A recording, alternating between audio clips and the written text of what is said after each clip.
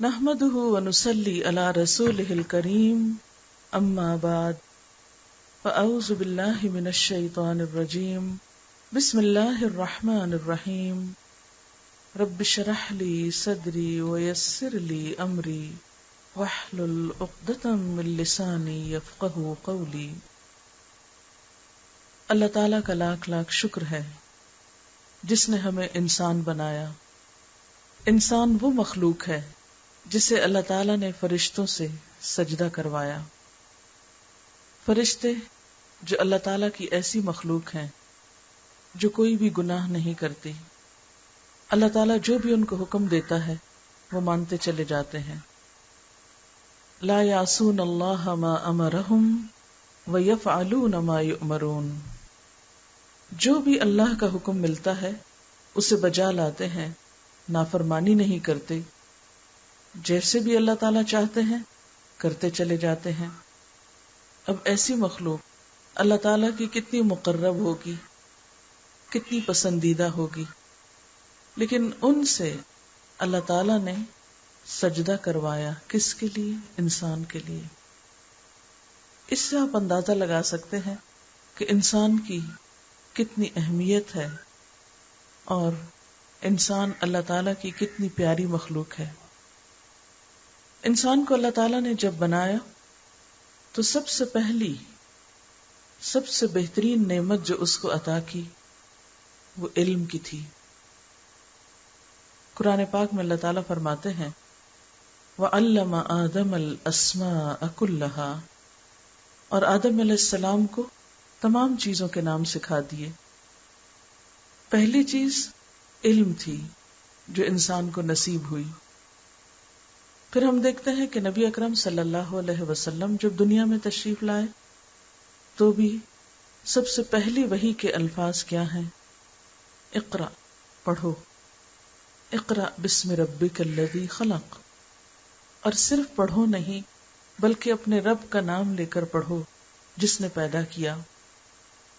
پھر ہم دیکھتے ہیں کہ نبی اکرم صلی اللہ علیہ وسلم کو دعا سکھائی گئی وَقُلْ رَبِّ زِدْنِي عِلْمًا، اور آپ کہیے کہ اے رب میرے علم میں اضافہ فرما۔ اس سے اندازہ ہوتا ہے کہ علم کی ہماری زندگی میں کتنی اہمیت ہے۔ نبی صلی اللہ علیہ وسلم کا فرمان بھی آپ سب جانتے ہیں کہ طلب العلم فریضۃ علی کل مسلم، علم کا حاصل کرنا ہر مسلمان پر فرض ہے، یعنی خواہ کوئی مرد ہو یا عورت ہو، سب کے لیے ضروری ہے کہ وہ علم حاصل کریں۔ حضرت معاویہ رضی اللہ تعالیٰ عنہ سے مروی ہے کہ حضور صلی اللہ علیہ وسلم نے فرمایا اللہ تعالیٰ جس کے ساتھ بھلائی کا ارادہ فرماتا ہے اسے دین کی سمجھ عطا کرتا ہے۔ دنیا میں علوم تو بہت سارے ہیں اور انسان کو سیکھنے چاہیے دنیا کا انتظام کرنے کے لیے، اور پھر نہ صرف یہ کہ دنیا کا انتظام کرنے کے لیے بلکہ خود اللہ تعالیٰ کی ذات کو پہچاننے کے لیے دنیا کا علم ضروری ہے۔ مثلا اگر ہم خالق کو جاننا چاہتے ہیں تو وہ تو نظر نہیں آتا، کیسے جانیں گے، کہاں سے پہچانیں گے، کس چیز میں دیکھیں گے اس کو؟ اس کی مخلوق میں دیکھیں گے، اس کی بنائی ہوئی چیزوں میں، اس کی ان نشانیوں کے ذریعے اس کو پہچانیں گے۔ مثلا اگر کسی کو پودوں کے بارے میں علم نہیں تو وہ پودوں کو ایک سرسری نظر سے دیکھتا ہے کہ ہاں ایک سرسبز چیز ہے، خوبصورت لگ رہی ہے، پھل دیتے ہیں، پھول دیتے ہیں، ان کے کچھ فائدے جو سرسری انسان کو اپنے روزمرہ کے مشاہدے میں نظر آتے ہیں وہ بتا دے گا۔ اس کو صرف اس حد تک ان پودوں سے دلچسپی ہوگی کہ ان سے اسے کچھ فائدہ حاصل ہوتا ہے۔ اسی طرح اور بھی جو مخلوق ہے ان سب کے ساتھ ایسا ہی انسان کا تعلق ہوگا۔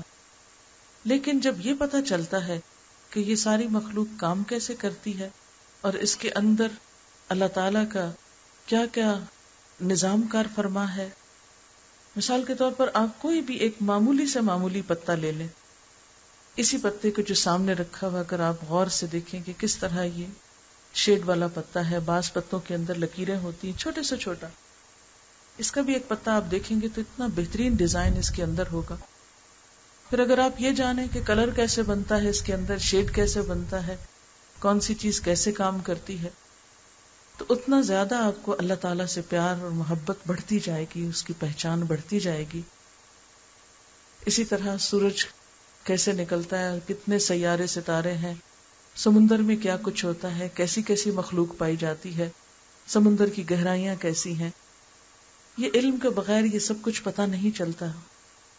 یہ علم جاننا بھی بے حد ضروری ہے.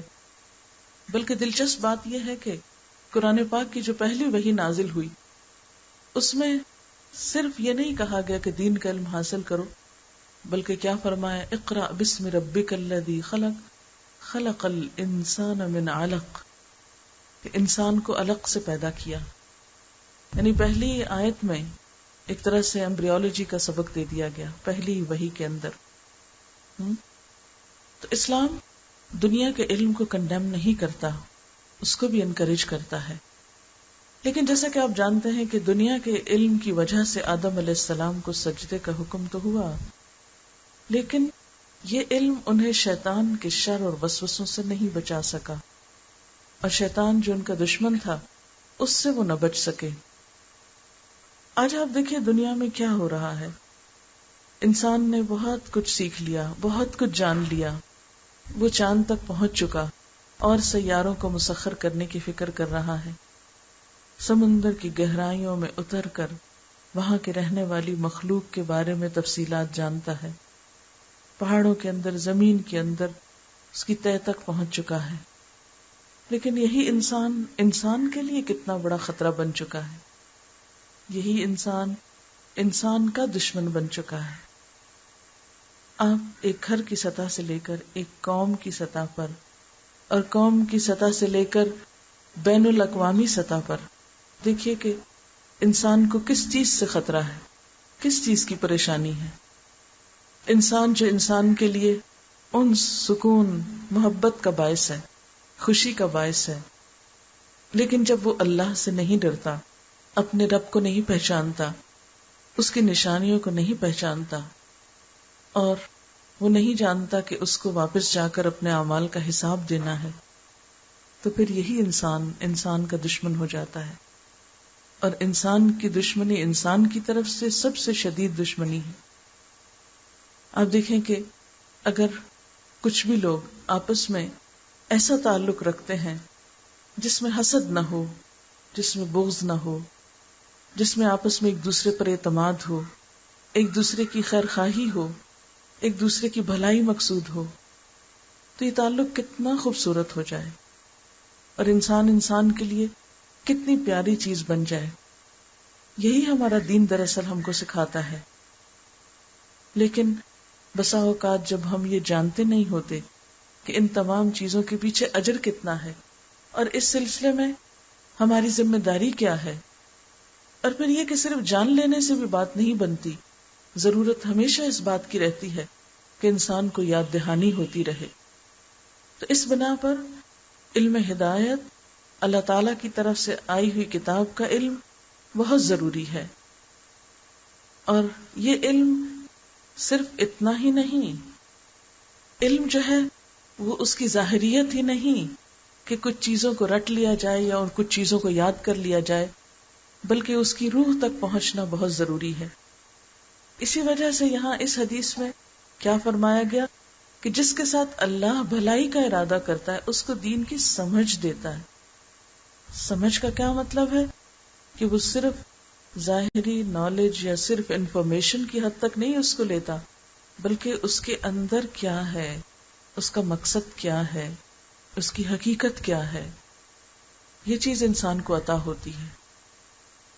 جیسا کہ قرآن پاک میں فرمایا گیا، یؤتی الحکمت من یشاء ومن یؤت الحکمت فقد اوتی خیرا کثیرا.